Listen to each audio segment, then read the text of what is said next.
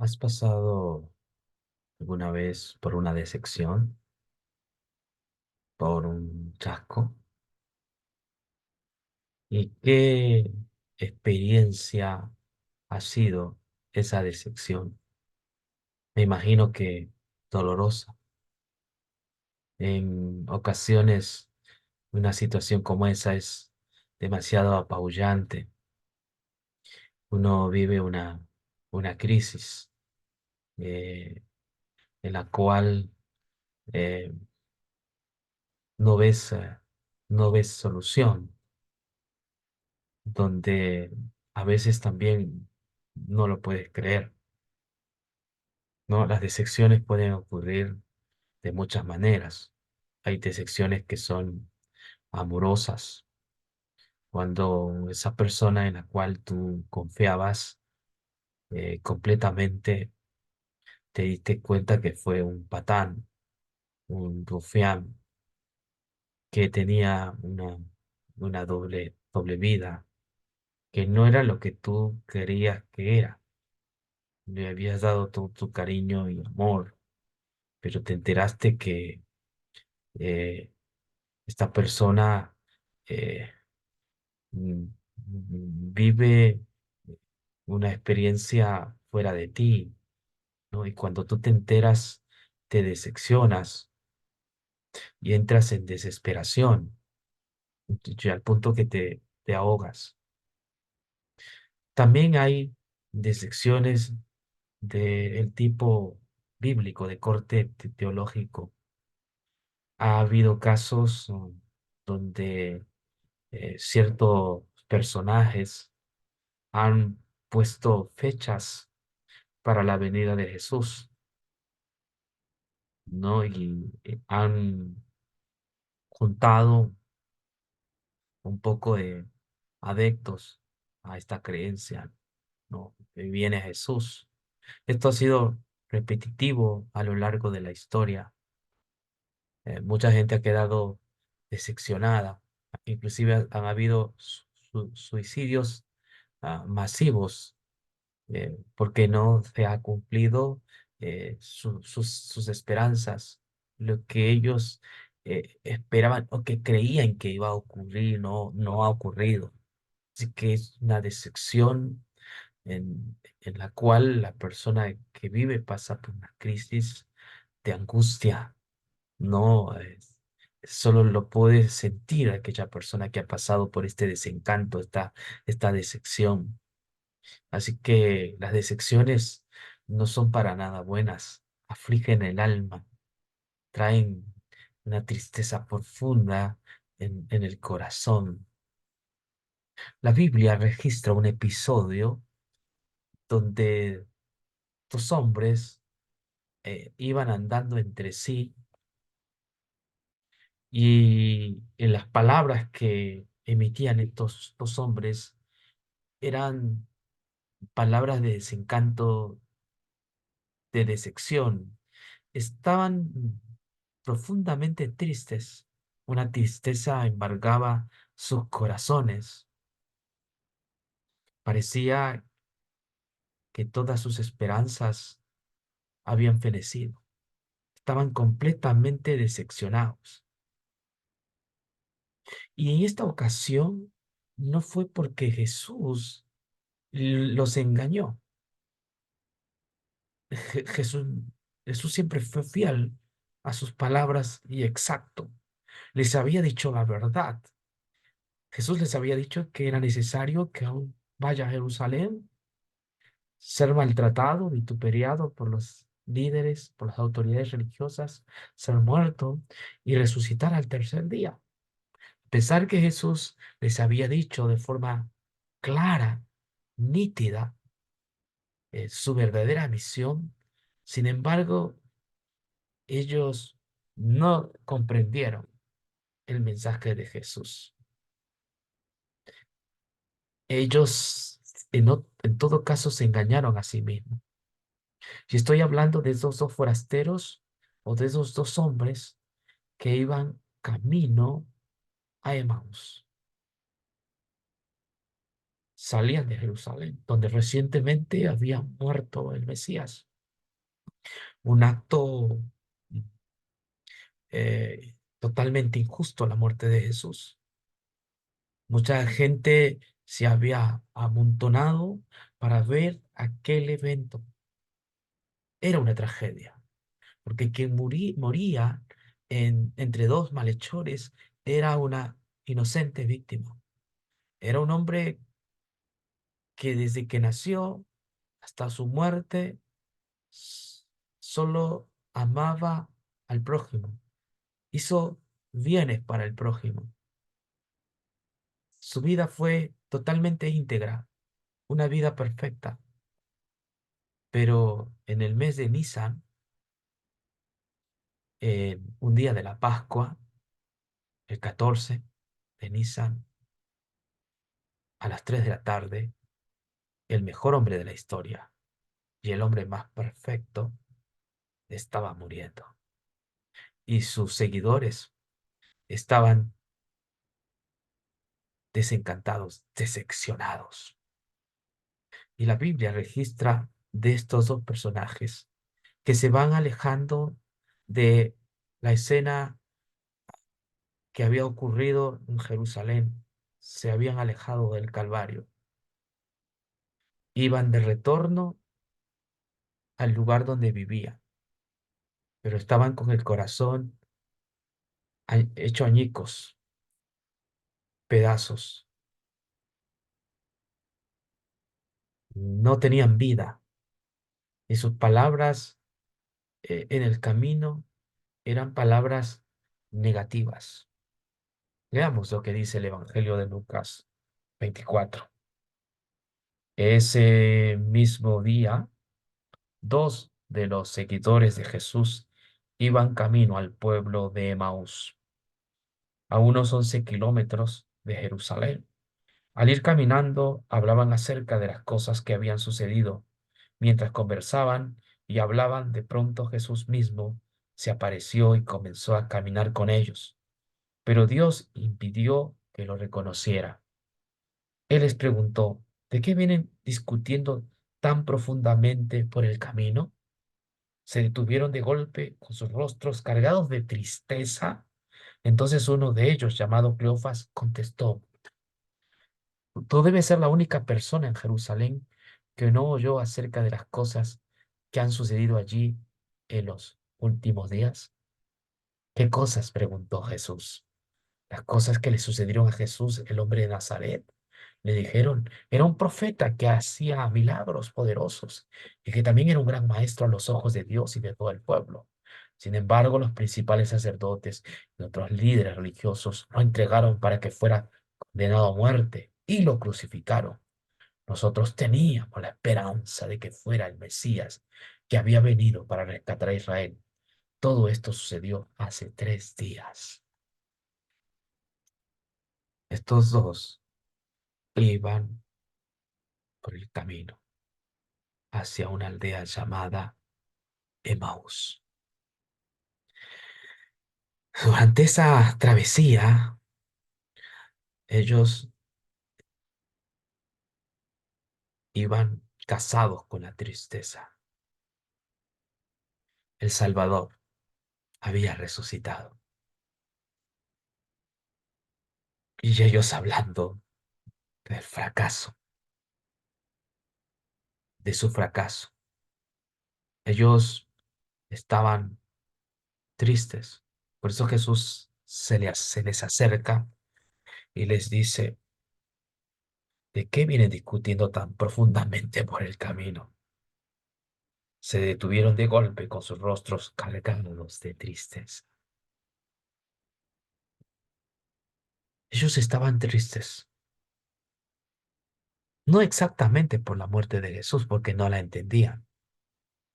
Ellos estaban tristes porque su esperanza se había desvanecido, como el vapor, se había extinguido. Y ellos estaban totalmente tristes. Una tristeza profunda invadía sus corazones. ¿Pero por qué estaban tristes? Ellos estaban tristes porque habían puesto en Jesús a alguien que iba a sacarlos del gobierno romano. El gobierno romano subyugaba a Israel. Por eso en el verso que leímos más adelante, ellos dicen lo siguiente: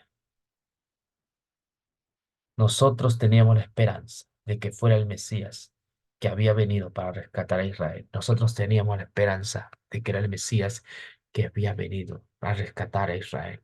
Es decir, allí radica su tristeza. Ellos creían que que era el Mesías, pero un Mesías ah, de corte eh, autoritario, ¿no? De que librara a Israel de la subyugación mm, de Roma. Ellos querían un segundo éxodo, así como los israelitas estaban eh, esclavos en Egipto.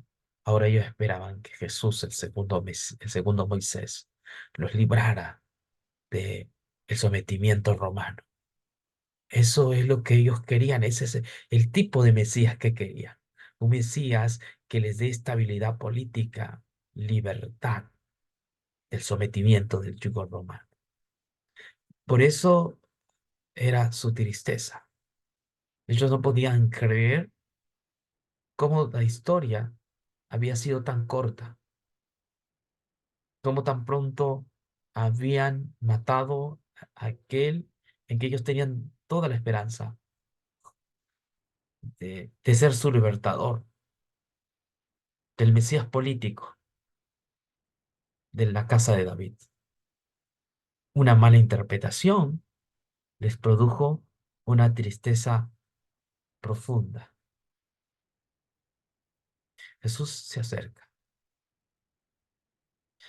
y ellos no podían visualizar que era Jesús. Ellos no podían entender que quien se acercaba era Jesús. Me imagino que tanto era la tristeza que no les permitía eh, visualizar a Jesús, ver a Jesús. No les permitía eh, saber de que la persona que estaba a su lado era el mismo que ellos decían que había muerto. Ellos no pudieron comprender, pero ahí estaba Jesús. Jesús siempre viene en nuestras tristezas. Jesús siempre es un Salvador presente. Cuando parece que no tenemos ya escapatoria, parece que nuestras esperanzas han acabado, cuando parece que ya no hay nada que se pueda hacer, aparece Jesús. Porque Jesús es la esperanza de la humanidad. Solo que a veces entendemos mal la misión de Jesús. Jesús no es un salvador político, es mucho más que eso. Y Jesús le va a señalar el verdadero propósito por el cual Él está. Fíjese lo que dice más abajo. Jesús le dice, entonces Jesús les dijo, qué necios son. ¿Les cuesta tanto creer todo lo que los profetas escribieron en las Escrituras? ¿Acaso no profetizaron claramente que el Mesías tendría que sufrir todas estas cosas antes de entrar en su gloria? Entonces Jesús lo siguió por escrito de Moisés y de todos los profetas, explicándoles lo que las Escrituras decían acerca de él mismo. ¿Se da cuenta? Jesús no está negando la verdad acerca de su mesianismo. Jesús le está diciendo acerca del mesianismo. Pero les está también explicando que el concepto que ellos tienen acerca del Mesías de corte político, no es bíblico. Y entonces él comenzó a explicarles desde Moisés, los salmos, los profetas. Esto es interesante porque así está dividido la Biblia judía. Moisés, la Torá, los profetas, no, todos los profetas y los salmos. Moisés habla de Jesús, los profetas hablan de Jesús y los salmos hablan de Jesús. Y los profetas, Moisés y los salmos, nos hablaban, decían que el Mesías tenía que sufrir. Por eso dice, entonces le dijo, necios son. ¿Les cuesta tanto creer todo lo que los profetas escribieron en las Escrituras? ¿Acaso no profetizaron claramente que el Mesías tendría que sufrir todas estas cosas antes de entrar en su gloria? Entonces Jesús los guió por los escritos de Moisés y de todos los profetas, explicándole lo que las Escrituras decían acerca de él mismo. Es decir, el concepto de Mesías es algo que está atado a la muerte de Jesús. El Cristo, el Mesías, era un Mesías sufriente, un Mesías que iba a dar su vida en rescate del mundo entero. El sacrificio de Cristo en la cruz es un sacrificio a favor de la humanidad. Es un sacrificio que trae libertad, no del yugo romano, no es un sacrificio de corte político, es un sacrificio que nos da libertad en el sentido de que toda nuestra culpabilidad ha caído sobre él. El sacrificio de Cristo nos da el derecho a volver a la ciudad celestial. Gracias al sacrificio de Jesucristo, nosotros tenemos entrada libre otra vez al cielo. Y es que eso es lo que no entendemos cuando se habla de Jesús. Se cree que Jesús es un Mesías que nos enseña de moralidad, de ética, de valores. Pero Jesús es mucho más que eso. Jesús vino a dar su vida en rescate por todos nosotros. Jesús vino a morir en nuestro lugar. Él recibió el castigo que nosotros merecíamos recibir para que nosotros recibamos la justicia que Él tiene. Entonces Jesús les explica que las escrituras del Antiguo Testamento nos hablan de un Mesías sustituto, de un Mesías que muere por la humanidad. No es que hace una país, ¿no?, donde él se adueña y les da a las personas eh, un crecimiento académico, un crecimiento económico, expansión territorial, que crea empresas, que y gobierna por un grupo. No, eso no es Jesús. Jesús es el Salvador que vino a salvar a la humanidad y que gracias a su sacrificio nosotros tenemos el perdón absoluto de nuestros pecados. Ese es Jesús. A través de su sangre derramada en la cruz, entonces nosotros tenemos la limpieza total de nuestros pecados. Esta gente de Camino de Maús, estos dos personajes, cuando escucharon esto, ahora su corazón dice que ardía. Fíjense lo que dice más abajo.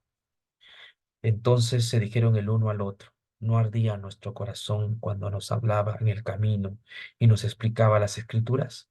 En menos de una hora estaban de regreso a Jerusalén. ¿No ardía nuestro corazón cuando nos explicaba las escrituras? Cuando nosotros entendemos que las escrituras hablan de Jesús, que las escrituras revelan a un Cristo sufriente, a un Cristo que es sustituto, entonces nuestra visión teológica cambia.